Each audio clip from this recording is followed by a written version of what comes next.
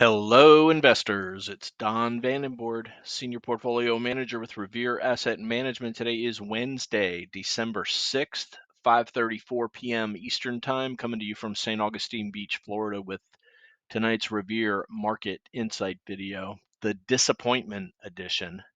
Start off with State of the Market. We're in an uptrend since the O'Neill follow-through days on November 1st and November 2nd, and the market rallied strongly off of that follow-through day. And you check the trend gauge over here, you can see market leadership flagged with the green arrow. Plenty of leaders acting fine the way you would want them to, but not making much progress over the past 3-4 sessions. Short term, all 5 of the major indexes above their 21-day exponential moving average. Same thing with our intermediate term 50-day tracker, green arrow there. Long term, all 5 of the indexes above the 200-day moving average. We need to see the small caps close above the 200-day this week to get a green arrow there. But I said the disappointment edition. So woke up this morning, markets were going to gap up. Then some 8:30 economic data came out. It was weak. The market still in the bad news is good news frame of mind, at least for the first 45 minutes after the open, and the gap up extended. We opened at the highs of the overnight session, and that was it. Within 5 minutes, that was the top on the day. So that gives us a gap up above and another breakout, which promptly reversed and failed for the 4th time in the last 6 sessions. That 45.68 level just cannot be broken to the upside and have any staying power whatsoever. So now again, we have to fear that from failed moves come fast moves, as we've been knocking on this lower 45, 40-ish level multiple times. That's the bottom of the range. If we can't bust out the top of the range, can we bust through the bottom of the range? Well, the thing about resistance and support is that when they're tested too many times, they tend to weaken. Sometimes they act like a callus, but sometimes it just gives up. And right now we've been in an 11-day battle in a tight range, and both bulls and bears have been disappointed. But today, certainly a disappointment for the bulls. Here are the final numbers. The big 7 down 0.9%, RG8 down 0.39%, S&P 500 gapped up 0.48, was up as much as almost 0.7, 0.6, 0.7. No, actually it was only up about 0.5%. We reversed right away. So that's a big reversal from a full percent reversal. Although that is only about what the ATR on the S&P is, so no real range expansion to speak of, despite the big negative reversal. The equal weighted S&P strong all day, up as much as 0.8%, but that closed just barely positive. NASDAQ 100 gapped up 0.66. Would money flow into the big 7 and big cap tech for the 2nd day in a row? No, that promptly reversed also. So a 1.2% reversal on the NASDAQ 100. As you can see, the big 7 lagged. When you see that, you're going to see the NASDAQ 100 down. Equal weighted, better, but still down 0.15%. Dow down 0.2. Mid and small caps led all day, green all day until about the last 30 minutes. They gave it up on the 4th wave, down intraday, closing negative by 0.16 and 0.22. Global 60/40 bonds continue to be strong. Bonds resulting in a just barely positive reading on the global 60/40 stock and bond. In-house GROTECTION up as much as 1.3% early, reversed down to close 0.66%, a 2% negative reversal. That's one of the perils of investing in growth names. They move about twice as fast as the market moves to the upside and the downside, unfortunately. And today, unfortunately, the negative reversal with the market. Quite a few portfolio changes. We'll discuss them when we get to the tail of the tape. So here's the S&P 500. I'll go to that 30-minute chart again that I've been drawing on. We'll bring in the line pen right above this 45.70-ish level. So here's 1, 2, 3, 4 failed breakouts in the last 1, 2, 3, 4, 5, 6 sessions. If you're an optimist, you can say, hey, we're holding the bottom of this range, this approximately 45-40 range. Didn't get to it today, but almost transversed from the breakout down to the bottom of the range. And this certainly is a big level of interest. We do have the 21-day moving average right around the 4,500 level, which would be a clear failed breakout if we get down to there. So perhaps we fail this 45.21 breakout, get down and bounce off the 21. Market likes to fool the most people. It fooled a lot today, fooled me certainly. But we don't anticipate. We go with what the market's actually telling us. And pre-market, we had interest rates down, we had the dollar down, we had gaps up in strong names out of ranges, and it just all disappeared 5 minutes into the open. That's just what the market does. So where are we? So we're close to the bottom of this tight 11-day range. Got to see what tomorrow brings now. NASDAQ 100 weaker again. Let's look at its 30-minute range, and you can see it's down closer to the bottom. So we've had really one failed breakdown, two failed breakouts, and weakness over the last week as that we've been pointing out. You can see the gap up this morning didn't even take us out of the top of that range. So continued weakness in the NASDAQ 100 names, which you can see here for a little over a week. It was treading water for 3 weeks after being strong for 3 weeks, and now just kind of giving most of that up on a relative basis, but still holding on to the 21-day moving average. That's a key level, especially Tuesday's low, which is now below the 21-day moving average. Strongest of the big cap indexes because it's the lightest on tech. Dow only down 0.2% today, holding above this 36,000 level. Mid caps strong most of the day, gave it up at the end of the day, which makes it an outside negative reversal, but still above the 8 EMA. IWM, also a failed break higher, negative reversal. We trimmed some TNA that we added this week. That's the 3 times IWM small cap on that reversal. Don't want to give, when the market gives you a harsh reversal, and today seemed a bit harsher than and it's really because of the 4 waves down. Let's take a look at the 5-minute chart here, and it's very clear. Stop right away. 1 wave, 2 wave, 3 waves, 4 waves. This last one trying to rally back above that key level again, 45.68. We tried to hold it here on the bounce. We tried to hold it here. I had some optimism on this one because normally 3 waves down is a very common pattern. And then when we got up to be testing this level again, but couldn't get back above that 45.68, 45.70 level, and then gave it up into the close. So harsher, more of a harsh reversal today. And we just may need to see a visit back to this 4,500 or the 21-day moving average level. S&P 500 above the 21 by only 1% now. So those are the major indexes. Let's take a look at the VIX. Not much movement on the VIX today considering the negative reversal. You can see the tight range there closed at the top of the range, but only up by 1%. The dollar started weak with the weak economic data, a little bit of a gap down there, treading sideways, and then broke higher as the market was coming down. And that impacted gold, silver, and gold and silver stocks, which are now looking like they're a failed breakout above this 190 level on GLD. Up slightly today, but closed near the bottom of the range, up 0.37%. GDX, you can see the failed breakout there, and 3 down days now, closing at the low of the day, down 0.20% after being up most of the day. And SLV, silver down 0.86%, 3 days down on silver. Bitcoin taking a little bit of a break after 2 strong up days, tight range today, down 0.23%. When this gapped up and then we started to reverse, we'll talk about some things that we sold, but this was, we took a partial sale in this. It was plus 4 ATR from the 21 EMA. That's very extended. You got to lock in some gains before you give them all up. So we did today.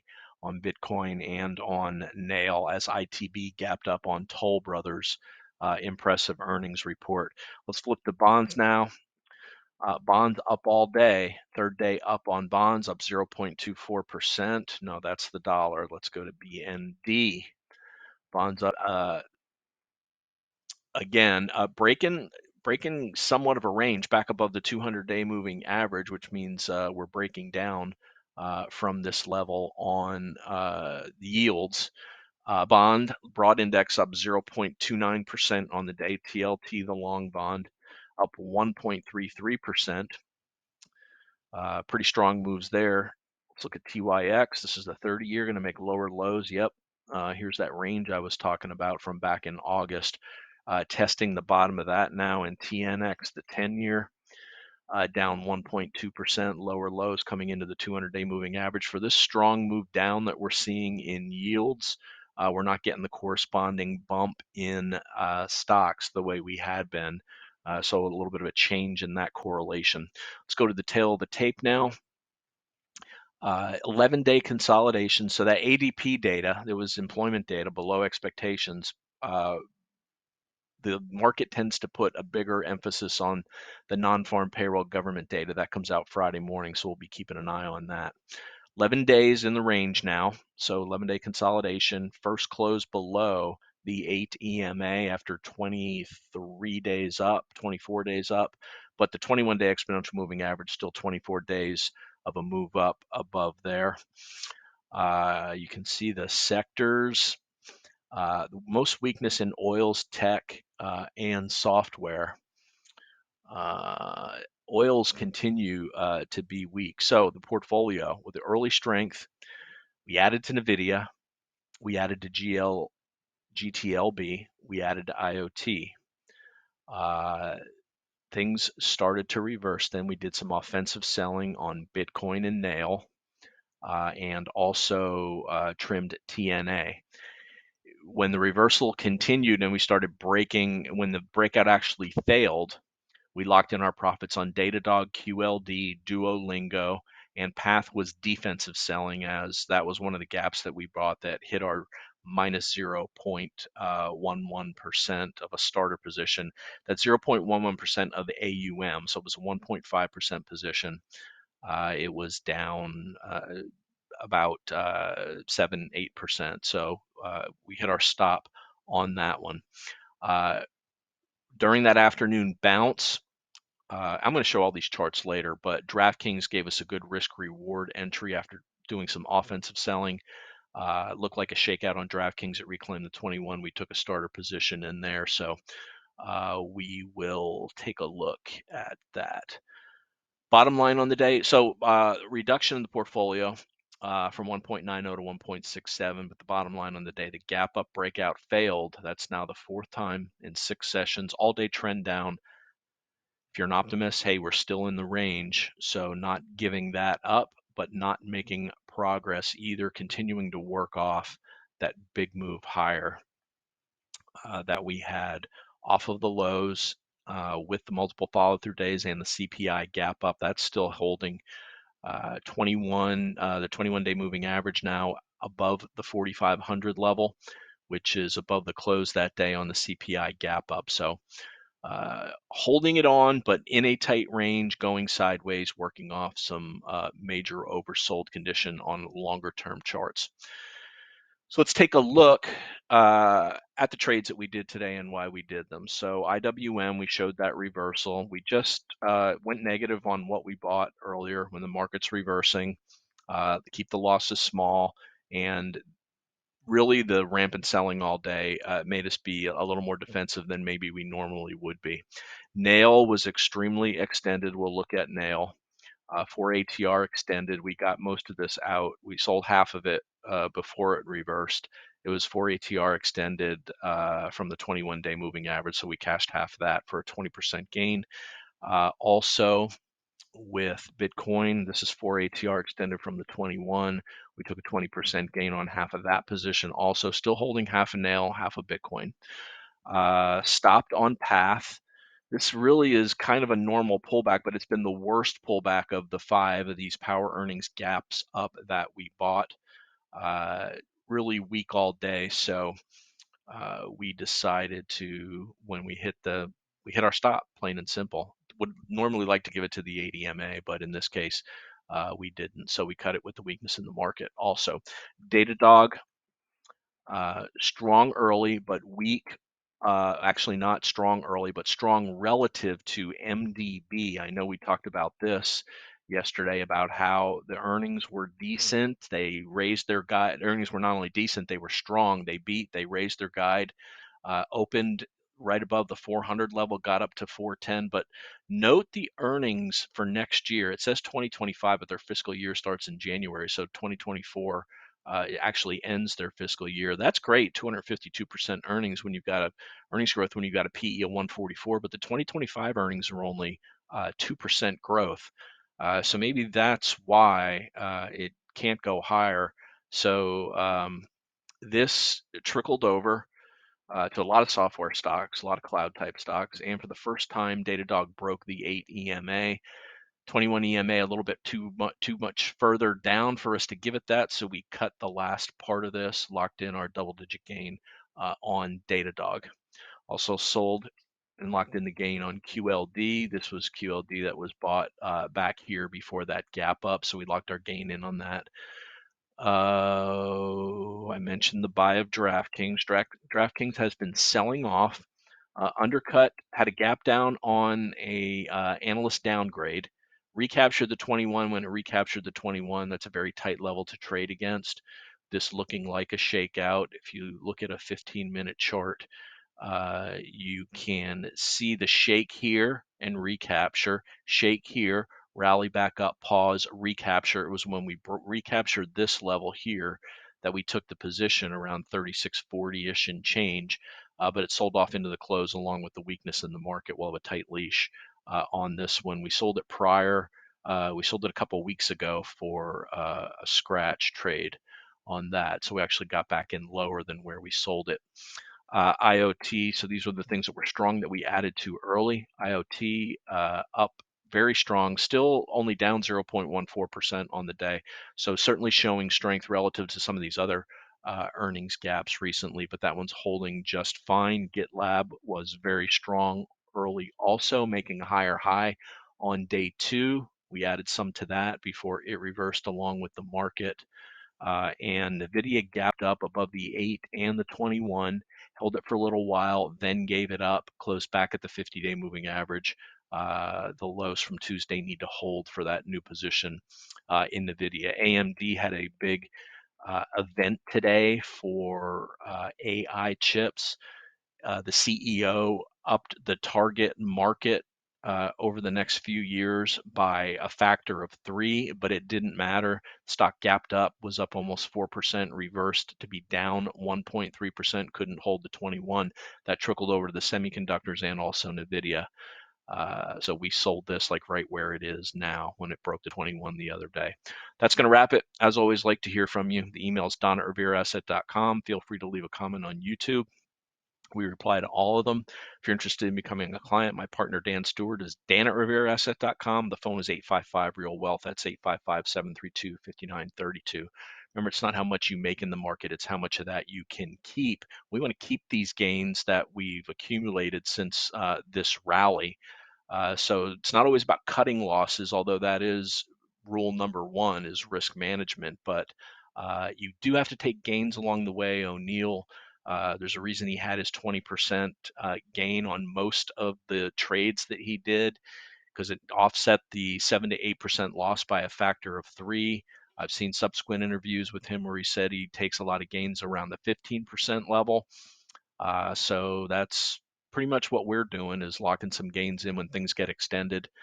Because if the market corrects, you will give all those gains back. You don't want to see, this is one of the hardest things to master and cancel them, is when to take some off the table. You want to do it to the upside as much as possible, because you'll be cutting a lot of them when they don't work out of the gate. Very similar to what happened with the gap up buy that we did on Path. They don't all work. You have to acknowledge that that's a fact.